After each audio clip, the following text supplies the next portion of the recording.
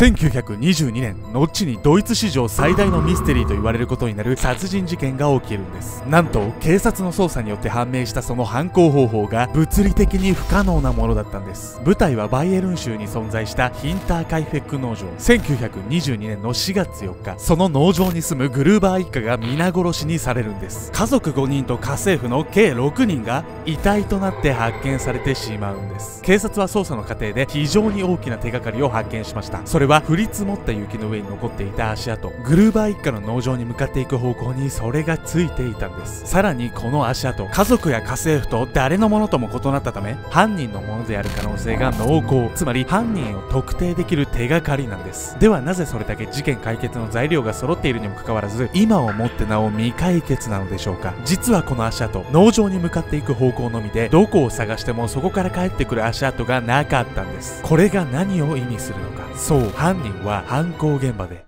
消滅したんです。6人の命が犠牲になったヒンターカイフェック未解決事件。その犯行方法はまさに物理法則を無視したもの。犯行の裏には何があったのか。ドイツ史上最大のミステリーとは。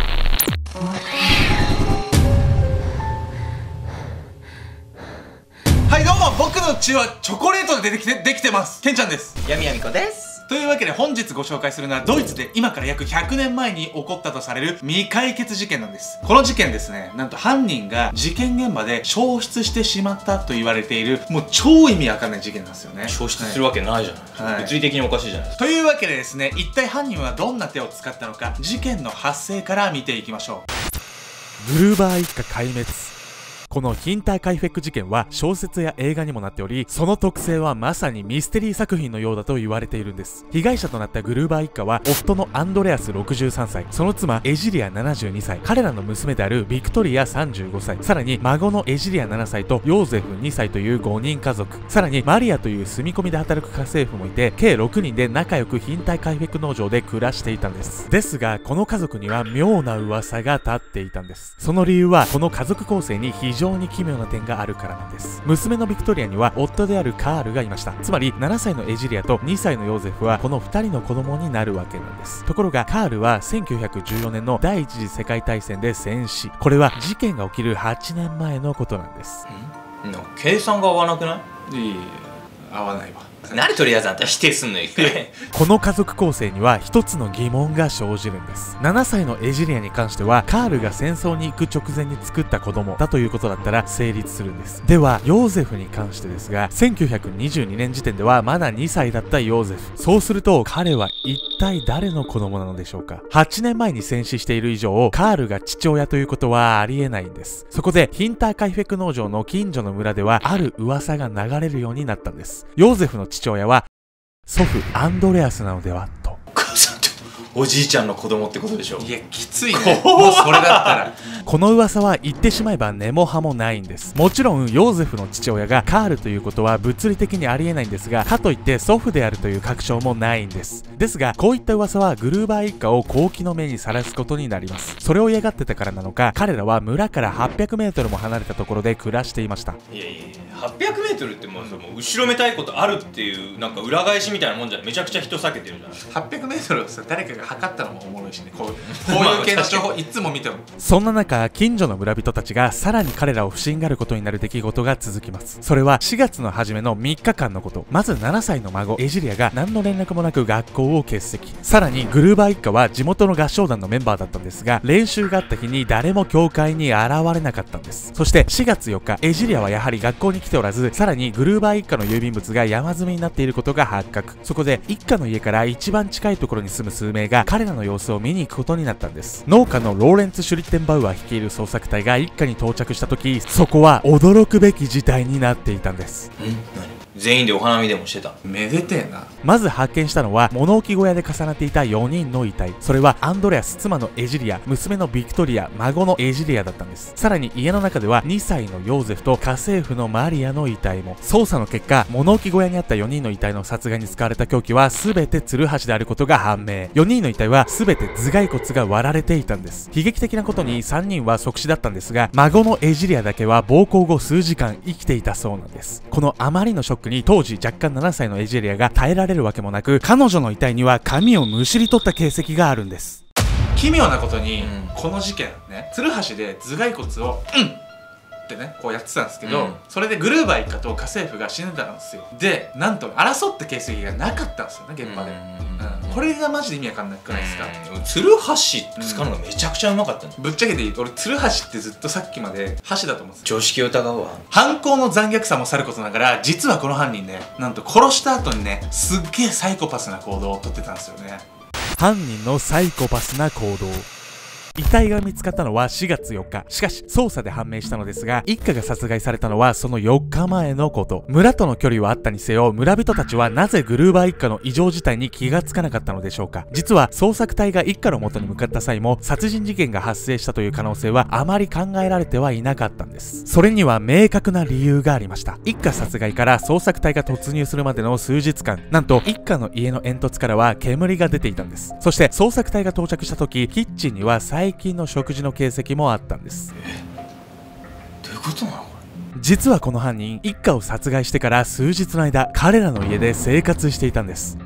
気持ち悪いこれ。まあやばいっすよね、うんだって死んでるってことはね、家の中に遺体があって腐敗臭もするわけなんですよ、だからもうその時点でねそこにいるっていうのに耐えれるのが、もうね意味わかんない、その中で過ごせるってだけで結構サイコパスだよ。しかも奇妙なことに農場の動物が世話をされていたんです。適切に餌を与えられており、牛は乳搾りさえ行われていたというんです。一体この行動にはどんな意図があったのでしょうか。最初警察は強盗を疑ったんです。一家の家に隠された金品を探すのに時間がかかったため、その間そこで暮らしていたと考えれば犯人の異常な行動に説明がつくんです。ところが農場から価値のあるものは何も取られていなかったんです。さらにアンドレアスは大金を貯めていたのですが、それも手つかずのままだったんです。犯行の動機が皆目見当もつかず、捜査は困難を極めることになりました。謎が多いわね。まあ、よっぽどな理由がない限り人殺さないじゃないですか、うんだからもう事件が起こったらその犯人の動機を特定することに警察含めて動くんで、意外にこう解決率っていうのは高いんですけど、まあ、今回の事件で何がね、まあ、争点になったかっていうとね、動機がね不明なんですよ。周りに殺すような原因がある人っていうのが分からなかったんで、結構難易度がね跳ね上がってたんですよね。ここから警察は迷走し始めます。実は当時のドイツのミュンヘン警察は現代のような科学的な捜査をあまり行ってなかったんです。その代わりあるものに頼っていたんです。それがなんと霊媒術。なんでやねん。警察は霊媒師に調査を依頼するため、なんとヒンターカイフェク農場で遺体の頭部を切断、それをニュルンベルクの霊媒師のもとに郵送したんです。何、うん、霊媒師ってそんな役立つ？まあね基本嘘だよね。頼みの綱としていた霊媒師も空振りで警察は途方に暮れることに。そんな中警察は重要な手がかりを発見。それはグルーバー一家が飼っていた一匹のポメラニアン。出たワンちゃん。ちょっと似てないし、マロンとプリンに謝って。次は犬。うん犬って意味あんの？おかしな方向行き過ぎじゃない？ちょっと。まあなんかね大体ねこういう事件の鍵って犬なんですよ。実はこのポメラニアン、見知らぬ人が農場に来ると必ず吠えており、番犬のような役割を果たしていたんです。ところが事件前後、ポメラニアンが吠えているのを聞いた人は誰もいませんでした。これは何を意味するのか。見知らぬ人が農場に来ると必ず吠える番犬、つまり犯人はこのポメラニアンが懐くほどの人物だったということ。そう、何度かグルーバー一家の元を訪れたことがある人物だということが分かったんです。そこで警察は犯人をグルーバー一家の家に出入りしたことのある村人たちに絞りました。捜査の対象はなんと100人以上。さらに並行して有力な情報に対しては懸賞金もかけることに。今度こそいい結果が出る。警察は捜査の風向きが上向くのを感じていました。霊媒師って言った時はどうしようかと思ったけど、なんかミュンヘン警察もやるわね。俺合格点。誰お前偉そうだな。ところがこの捜査も空振りに終わってしまうんです。犯人の特定に至らないどころか決定的な証拠は何も見つからなかったんです。そしてミュンヘン警察はこの事件最大の謎に直面することになるんです。物理法則の無視。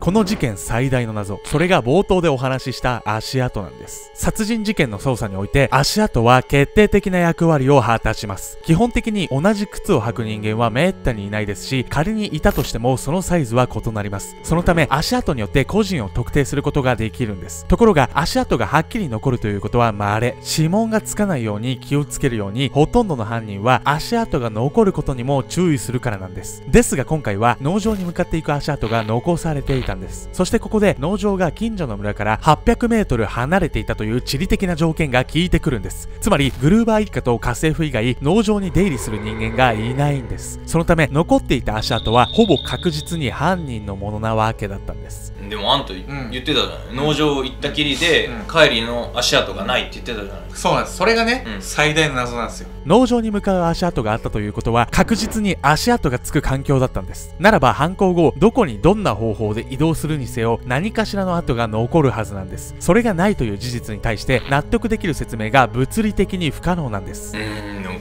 考えるのはありえないだろうけど、空でも飛んだんじゃないのこれも。マジでそう思ってたんですよね、実はミュンヘン警察も。僕はね、なんか穴でも掘ったんじゃないかと思います。ありえるわね。空って無理じゃん。実はこの足跡以外にもいくつか説明のつかない謎があったんです。まずこの犯人のものと思われている足跡なんですが、実は一家の家の中でも見つかっているんです。それが屋根裏部屋。これは一体何を意味するのでしょうか。実は殺された家政婦のマリアは新人で、その数ヶ月前には別の家政婦がいたんです。彼女は退職前ある言葉を口にしています。屋根裏から絶えず物音がする。さらに一家の大黒柱のアンドレアスはたびたび不思議な体験をしていたんです。家の中でよく鍵が紛失し、さらに誰も買っていない新聞が落ちていることがあったんです。どういうこと？めっちゃ怖くない？超怖いんだけど。これらの事実からある一つの結論が導き出されます。それは事件前から犯人が一家の家で暮らしていたということ。前の家政婦が退職したのは数ヶ月前のこと。つまり犯人が一家の家に住み着いていた期間は数ヶ月に上るんです。ですがそんなことが可能なのでしょうか。それほど長い間誰にも気づかれずに生活することが本当にできるのか。この謎と物理法則を無視した足跡の謎、あまりに常軌を逸したこの事件の犯人の正体は現在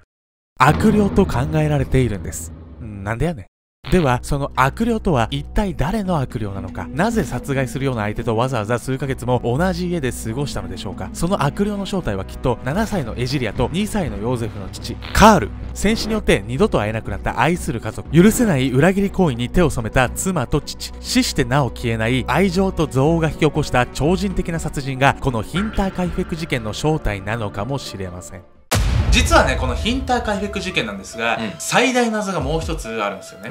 実はね、ドイツの警察アカデミーが再調査をしたんですよね。しかも最新の科学技術を用いて、その結果ね、この事件のね、犯人が判明したらしいんですけど、なんか都合が悪いことがあったんですかね。その内容がね、公開されなかったんですよ。未解決でもないじゃない。解決されてんじゃない。本当に何が分かったのかっていうのを警察アカデミーが公表しなかったんで、意味が分かんない。世間ではね、まだ悪霊説だって唱えられてるんですね。なんで隠すのかしら。隠し事とかさ、あります？山木さんも。ないです私は。何も。あんたもドイツの警察アカデミーみたいに隠してることあるんでしょ絶対。ありそうな顔してるわね。いやいや、ダメ元で聞いたのに隠してることっていうかね、何、謝りたいというかね、聞かせて。前の動画でも言ったんですけども、これマジ冗談抜きで僕コメント欄全部見てるし、しかも皆さんね、お手紙送ってくれるんですよ。実はね、概要欄に送付先が書いてあって、それを見つけてくれたね、視聴者さんね、わざわざね、僕たちに当ててね、手紙書いてくれるんですけど、でもそれもね、マジで全部読んでますよ。何が言いたいかというとですね、手紙はね、全部はちょっと返せないので、読んでるんですけど、視聴者さんからしたらね、読んでんのかなみたいな、返事来ねえなみたいな人もいるかもしれないですけど、マジで読んでるんで、ただちょっと返信できないこともあってね、本当にそれはちょっと申し訳ないと思います。実はヤミコさんもね、ちゃんと読んでるんでね。なんかもっとあんたの汚い誤りが見れるかと思ったけど、ちょっとがっかりした。まあ俺もないもん、隠し事。まあ2つぐらい。じゃあ次話しなさい。いつか話します。